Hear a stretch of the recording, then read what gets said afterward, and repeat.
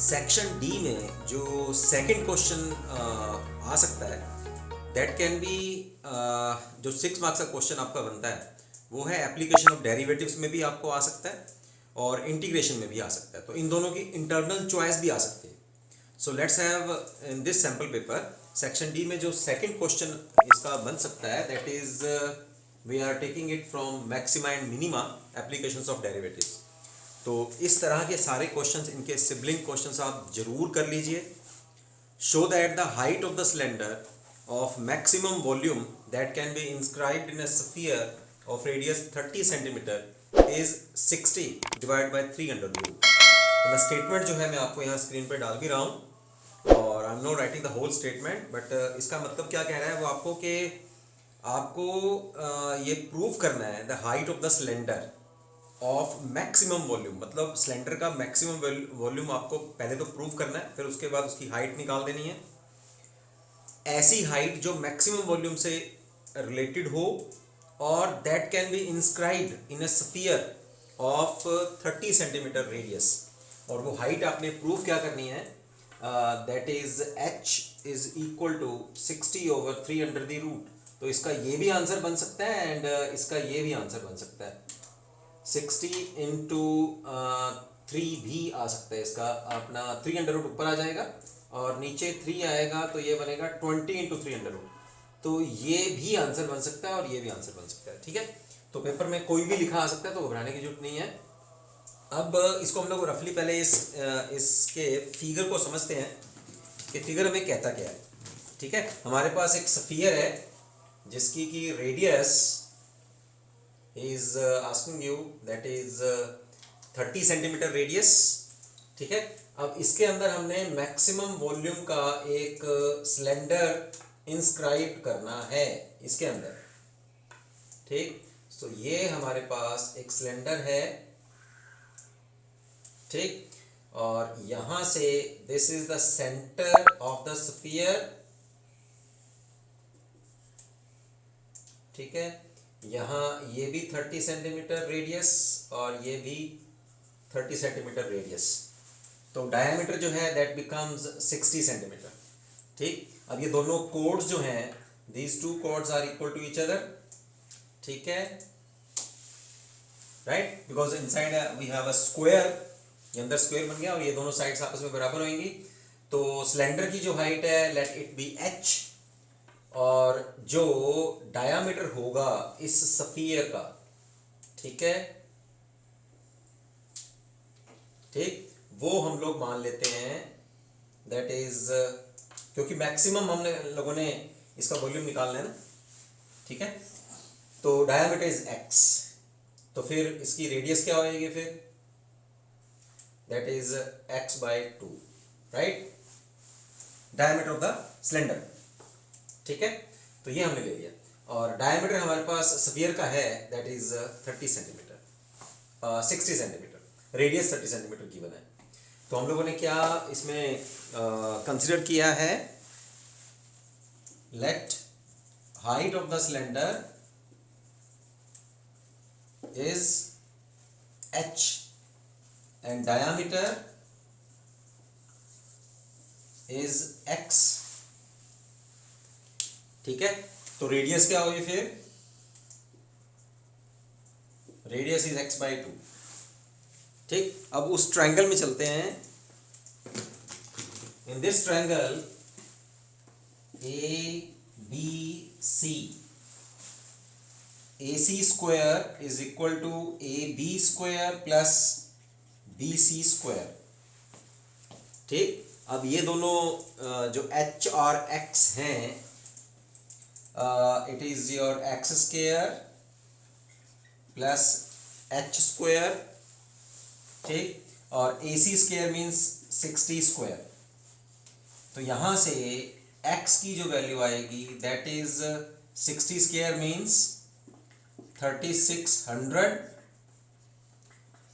Minus h square, ये हमने निकाल के रख लिया। वॉल्यूम ऑफ सिलेंडर क्या होता है फिर,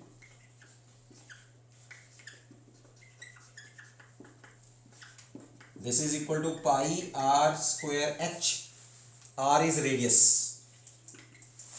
of the cylinder. Put here pi as it is. In place of r, put you x by 2 whole square, h as it is. तो वॉल्यूम हमारे पास आया pi x square h by 4. Put the value of x square from equation number 1. Pi 3600 minus h square into h divided by 4.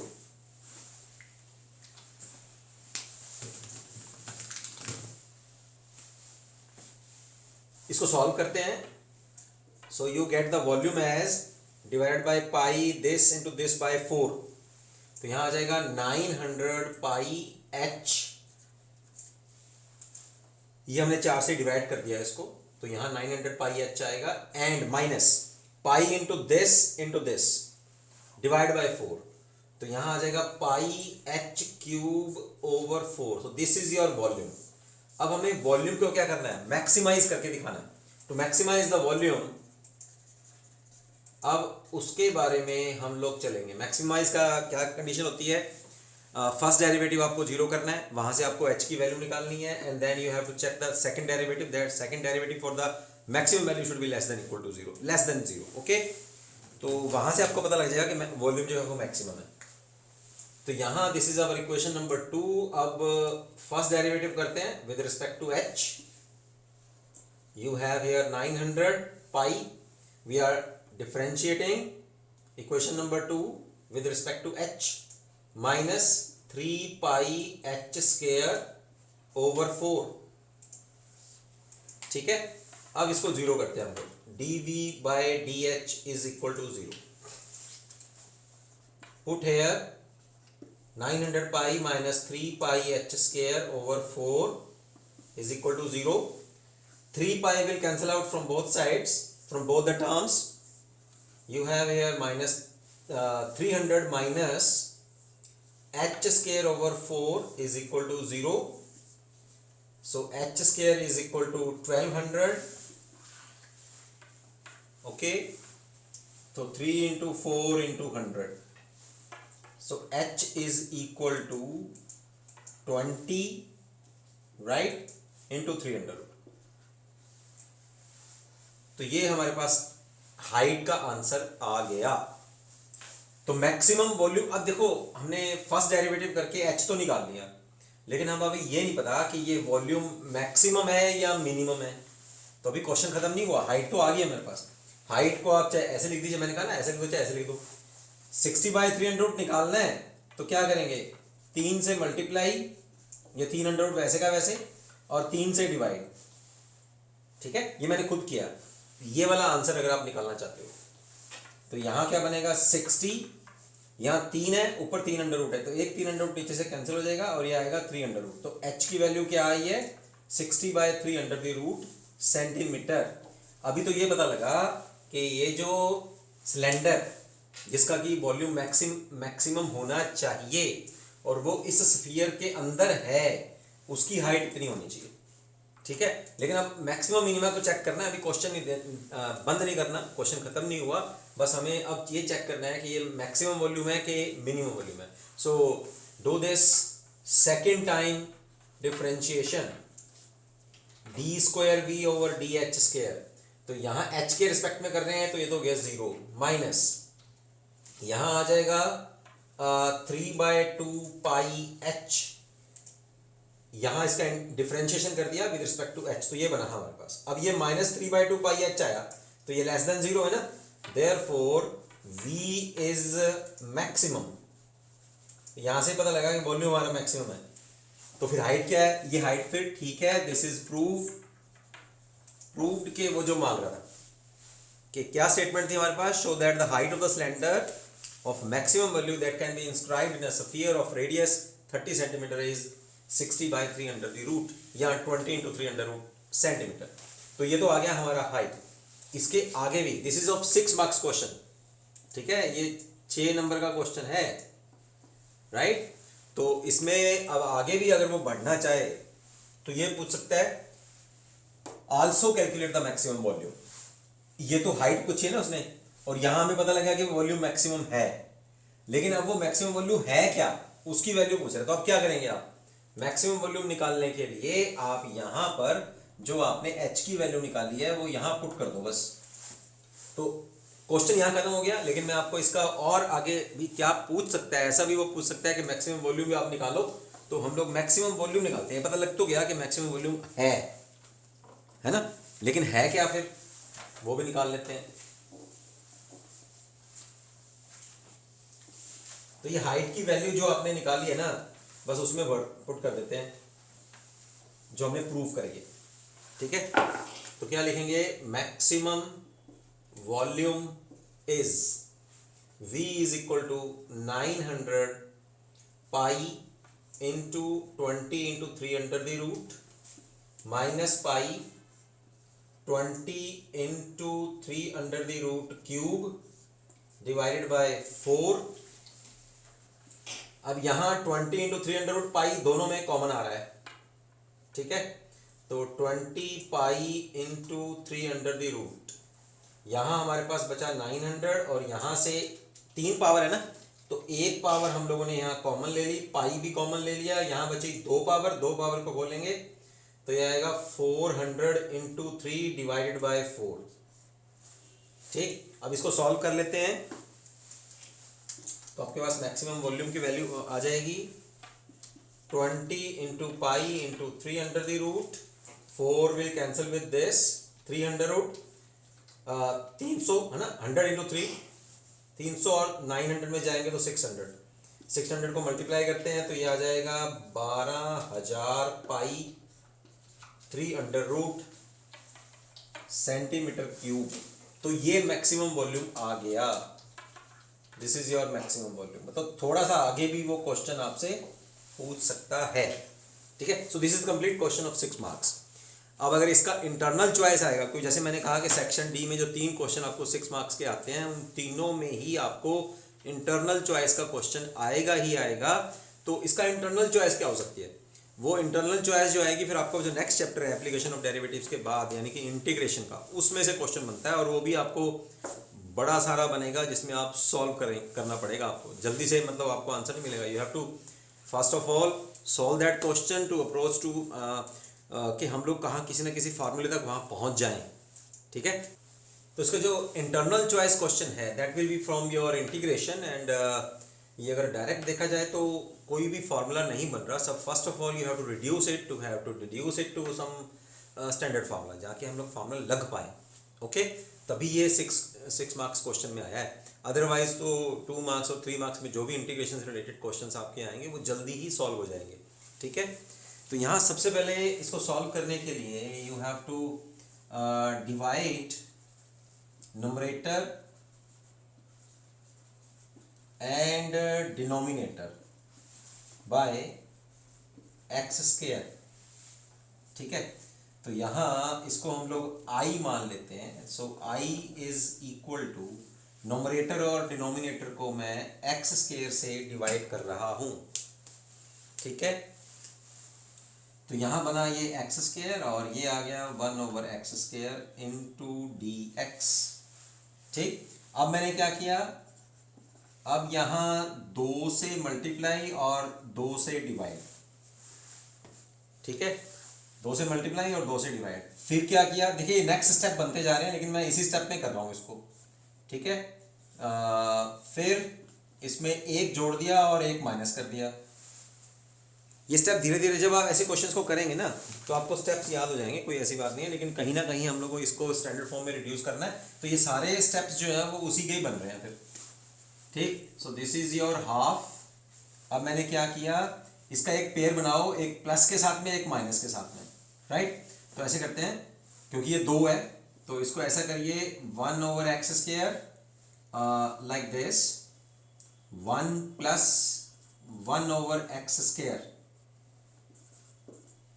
ठीक है, और फिर minus 1 minus 1/x square divided by x square plus 1/x square into D x, ठीक है। तो यहां क्या किया, दोबारा देखो, पहले तो न्यूमरेटर और डिनोमिनेटर को एक्स स्क्वायर से डिवाइड कर दिया तो 1/x² आ गया। इसको x² से डिवाइड करेंगे तो x², 1 को x² से डिवाइड करेंगे तो 1/x²। फिर न्यूमरेटर और डिनोमिनेटर को 2 से मल्टीप्लाई कर दिया, ठीक है, या ऐसे कह सकते हैं मल्टीप्लाई एंड डिवाइड बाय 2, या न्यूमरेटर और डिनोमिनेटर को 2 से मल्टीप्लाई कर दो, तब भी सेम है। फिर क्या किया, प्लस और माइनस ऐड किया, फिर ऐसे 2 पेयर बना दिए। अब ध्यान से देखो, अगर हम लोग इनको ये माइनस को खोल दें, है ना, अगर इस ब्रैकेट को हम लोग ओपन कर दें तो ये -1 और +1 कैंसिल हो जाएगा, 1/x² plus 1/x² will be 2 1/x², और ये 2 फिर यहाँ से कैंसिल हो जाएगा, दोबारा वही बन जाएगा, है ना। चलो तो अब इनको अलग अलग कर लेते हैं। इनके जो अलग अलग बने हैं हमारे पास, नोमिनेटर में 2 टर्म्स हैं, उनको अलग अलग करिए। 1/2 1 plus 1/x² divided by x² plus 1/x² into dx minus half 1 minus 1/x² over x² plus 1/x² into dx। ठीक, अब क्या किया, थर्ड स्टेप में देखो क्या करेंगे, बड़े ध्यान से देखना है आपने, ठीक है। यहाँ मतलब इसके अगला वाला स्टेप जो है, वहां डिनोमिनेटर में फिर आपने क्या करना है, 2 ऐड कर दो, 2 सब्ट्रैक्ट कर दो, क्योंकि अब हम इसको परफेक्ट स्क्वायर बनाने लगे हैं डिनोमिनेटर में, ठीक है। तो इसका परफेक्ट स्क्वायर बनाने के लिए हमें नीचे डिनोमिनेटर में हर एक टर्म में 2 ऐड करना है, 2 सब्ट्रैक्ट कर देना है। इधर भी ऐसे करेंगे, 2 ऐड 2 सब्ट्रैक्ट इनटू dx, ठीक। So next step is 1/2 as it is, numerator term as it is, divided by, अब देखिए इसमें आप लोग पेयरिंग करिए, अगर ऊपर प्लस है तो नीचे माइनस का पेयर बनाओ, ये और ये, ठीक है। तो यहां बनेगा x² minus 2x into 1/x plus 1/x², ठीक है, और प्लस 2। देखिए मैंने क्या किया, ये इसको और माइनस वाली टर्म को इकट्ठा कर लिया 3 में, और साथ में क्या किया, x से मल्टीप्लाई और x से डिवाइड, तो ये तो कट जाएंगे तो -2 ही बचेगा। ऐसा क्यों किया, क्यों, क्योंकि परफेक्ट स्क्वायर बनाने के लिए, परफेक्ट स्क्वायर बन जाएगा अंदर। नेक्स्ट स्टेप में क्या करेंगे, देखिए अब ऊपर जो है नेगेटिव साइन आ रहा है ना, 1 - x, तो यहां प्लस का एक पेयर बनाएंगे हम लोग, प्लस का मतलब टर्म्स इकट्ठी कर लेंगे ये वाली, और माइनस को अलग कर देंगे, ठीक। -1/2 1 माइनस 1/x² इंटू dx, और डिनोमिनेटर में देखो प्लस वाली टर्म्स को हम लोग ले रहे हैं, x² plus 2 into 1/x into x into 1/x plus 2, ठीक है, और -2, ये सब कर लिया हम लोगों ने।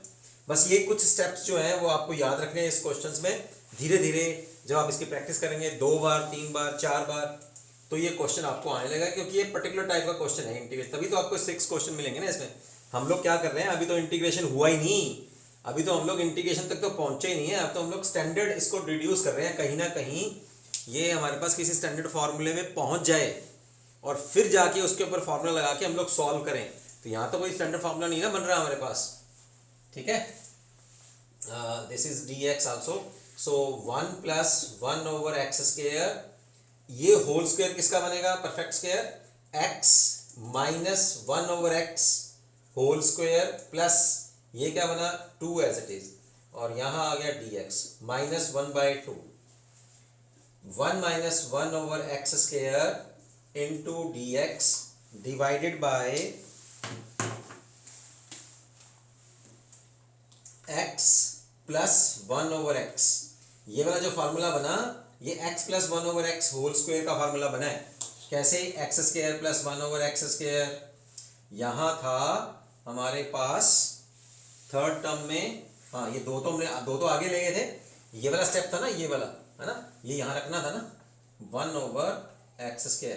तो इसका फॉर्मूला खोलेंगे, x² plus 1/x² plus 2 into this a plus b whole square का formula, a² plus b² plus 2ab और यहाँ -2 एज इट इज।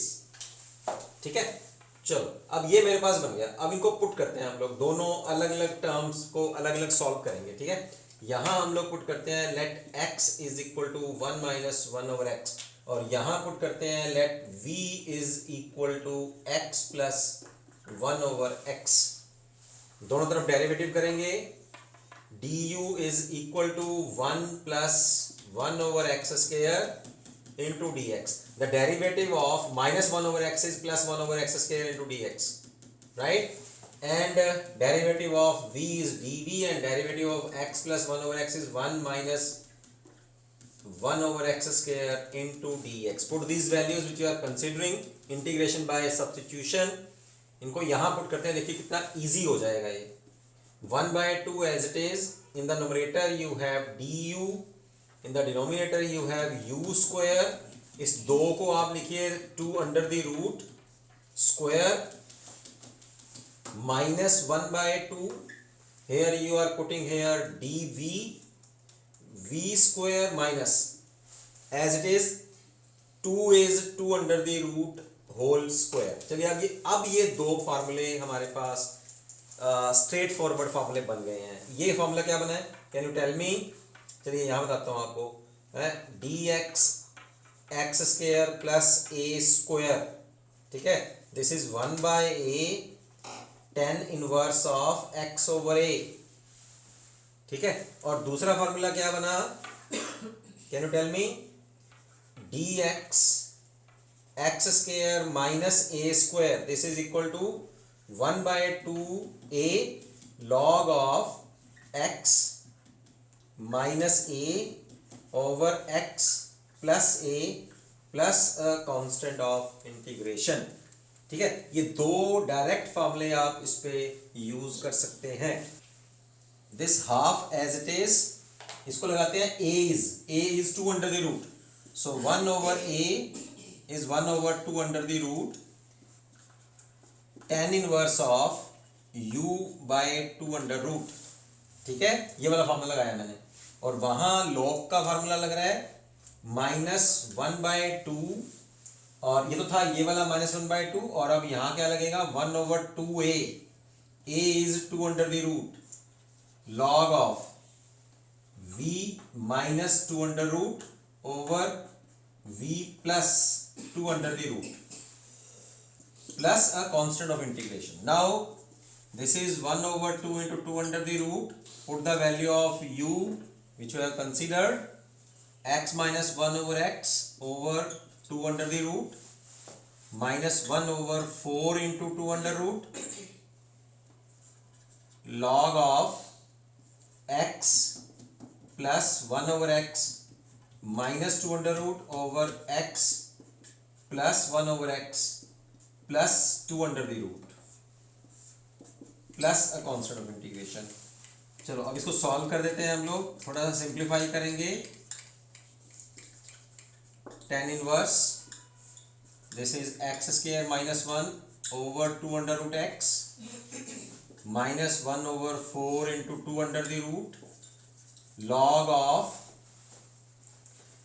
ऊपर न्यूमरेटर और डिनोमिनेटर में एलसीएम ले लीजिए आप, x square minus 2 under root x minus 1 divided by x square plus 2 under root x plus 1 plus a constant of integration। so this is your I is this, so 1 over x power 4 plus 1 integration with respect to x is this।